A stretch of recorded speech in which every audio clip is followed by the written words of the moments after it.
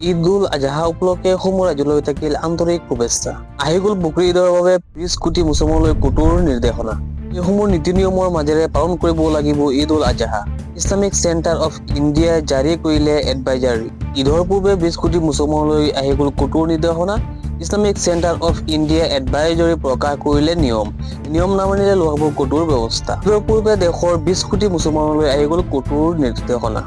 দাৰুল উলুম দেওবন্দে উল্লেখ কৰিলে এই নিৰ্দেশনাৰ বিষয়ে।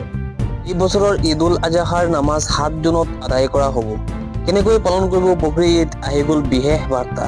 এই এডভাইজৰী মৌলানা খালিদ ৰছিদ ফৰংগী মাহালিৰ দ্বাৰা প্ৰকাশিত হৈছে।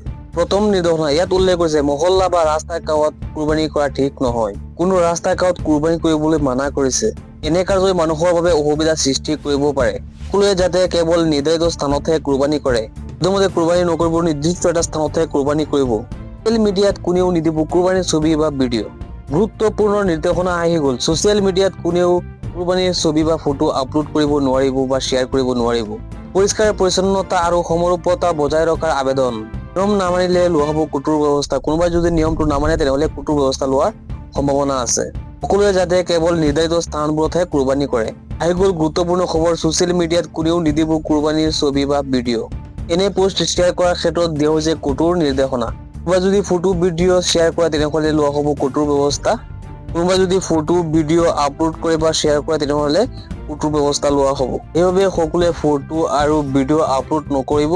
ইছলামিক চেণ্টাৰ অফ ইণ্ডিয়াৰ এডভাইজৰীয়ে প্ৰকাশ কৰিছে এই নিয়ম। আপোনালোক সকলোৱে এই নিয়মটো মানিবই লাগিব।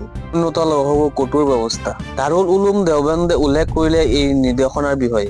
এই বছৰৰ ঈদ-উল আজহাৰ নামাজ 7 জুনত আদায় কৰা হ'ব।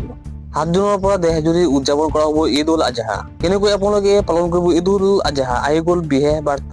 এডভাইজৰী মৌলানা খালিদ ৰছিদ ফৰংগী মহালিৰ দ্বাৰা প্ৰকাশিত হৈছে। কুৰবানী কেৱল নিৰ্ধাৰিত ঠাইতহে কৰিব পাৰিব। কোনো ৰাজহুৱা স্থানত বা ৰাস্তাত আপোনালোকে কুৰবানী কৰিব নোৱাৰিব। ছ'চিয়েল মিডিয়াত কোনেও নিদিব কুৰবানীৰ ছবি বা ভিডিঅ'। এনে পোষ্ট শ্বেয়াৰ কৰাৰ ক্ষেত্ৰত দিয়া হৈছে কঠোৰ নিৰ্দেশনা। নিয়ম নামানিলে লোৱা হ'ব কঠোৰ ব্যৱস্থা।